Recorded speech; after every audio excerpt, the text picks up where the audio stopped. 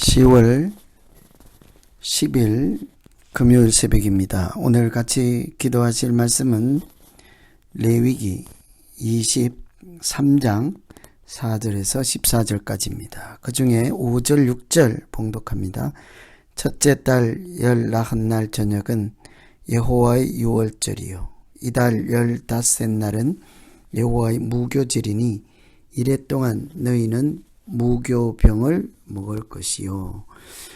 오늘은 절기에 대한 말씀입니다. 이 성경에 나오는 절기는 하나님이 과거에 역사하셨던 그 은혜를 전수하고 공동체가 하나 되고 하나님 나라를 경험하는 특별한 시간이지요.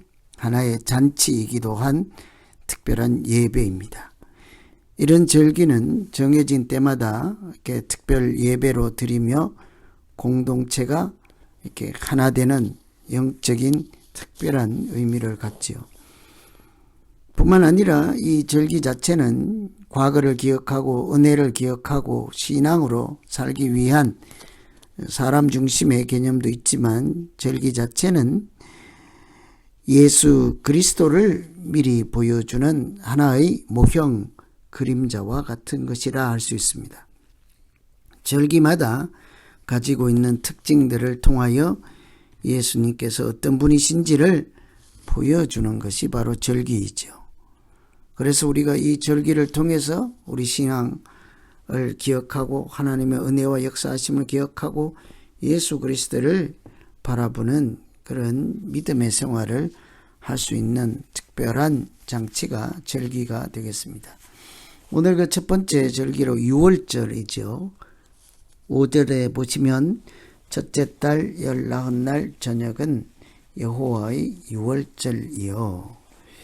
유월절은 예수 그리스도께서 그 택하신 백성들을 구원하기 위해서 하나님의 어린 양으로서 죽었다.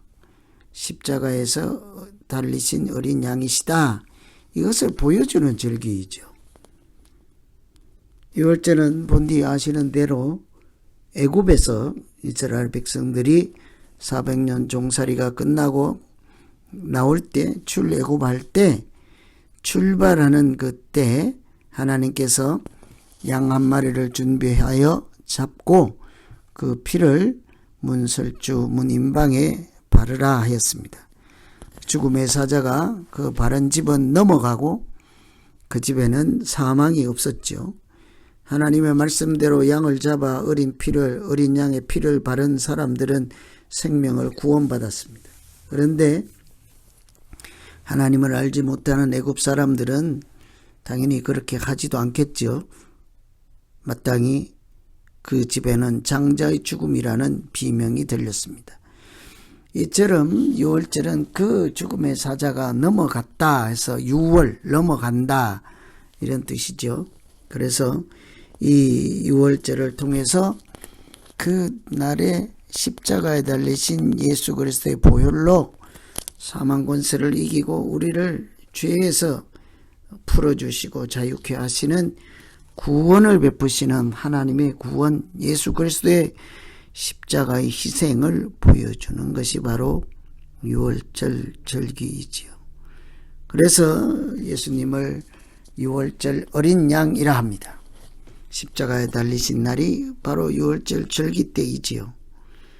그래서 우리가 이런 절기를 출애굽할 때 하나님의 구원을 기억하고 은혜를 기억하는 것도 중요하지만 예수 그리스도께서 십자가에 달리신 어린 양 하나님의 어린 양 되심을 유월절을 통해서 항상 기억하는 것이 더 중요한 내용이 되겠습니다.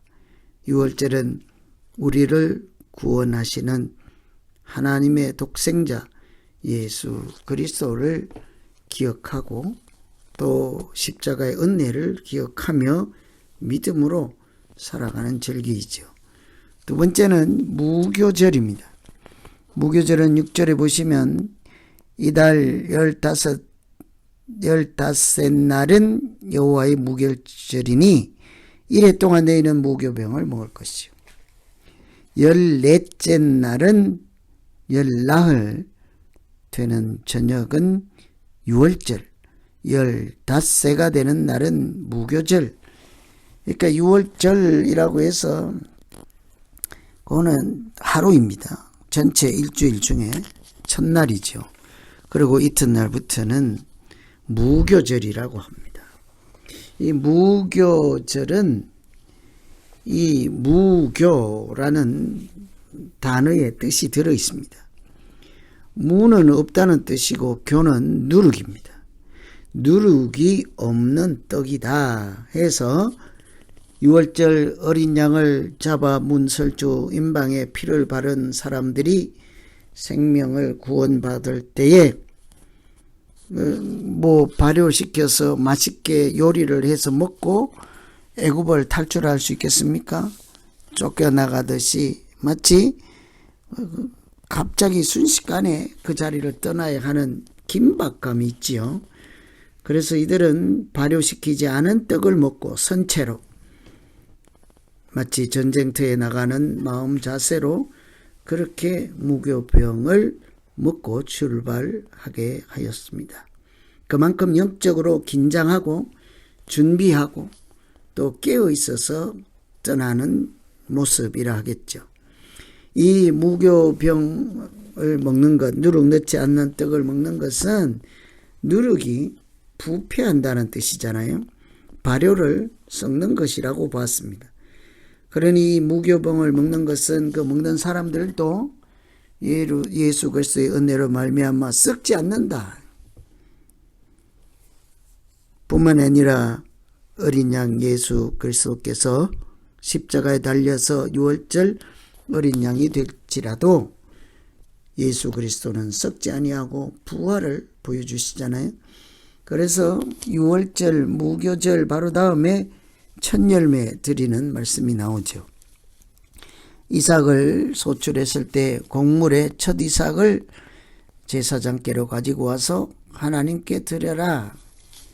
곡식의 첫 열매를 하나님께 드리는 것은 앞에서 나온 유월절 어린 양으로서 죽은 예수 그리스도의 희생이 썩는 것으로, 죽는 것으로, 망하는 것으로 끝나지 않고 다시 부활의 첫 열매로 다시 우리들에게 다가오실 것을 예표하는 뜻으로 첫 열매를 하나님께 드리게 하죠.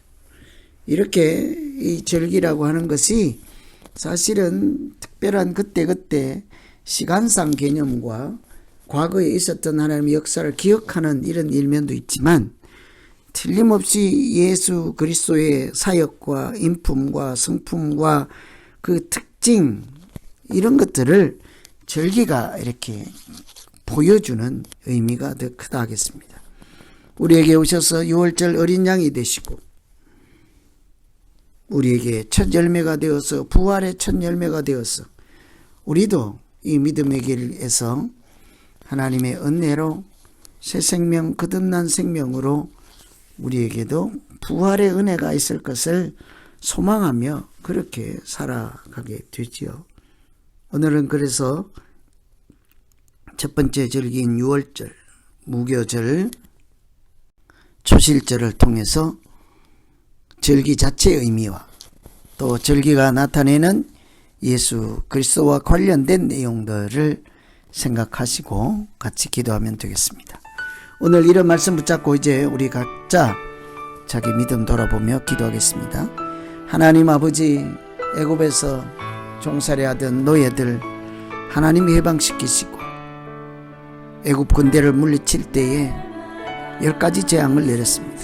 그런데 그 중에 유월절이라는 장자의 죽음이 있을 때 하나님은 택한 백성들에게 어린 양의 피를 발라 죽음의 사자가 넘어가게 하셔서 그들에게는 구원의 은혜를 베풀어 주셨습니다. 우리가 이런 하나님의 그 크신 놀라운 은혜를 기억하며 오늘도 믿음의 길을 달려가게 하시고 무교병을 먹고 이렇게 우리가 썩지 않는 존재, 부활이 있는 존재요, 이 세상을 썩지 않도록 지키는 존재라는 사실을 기억하며 첫 열매되는, 부활의 첫 열매되는 예수 그리스도를 따라 우리도 믿음의 소망을 가지고 살아가는 모두가 되게 하여 주시옵소서.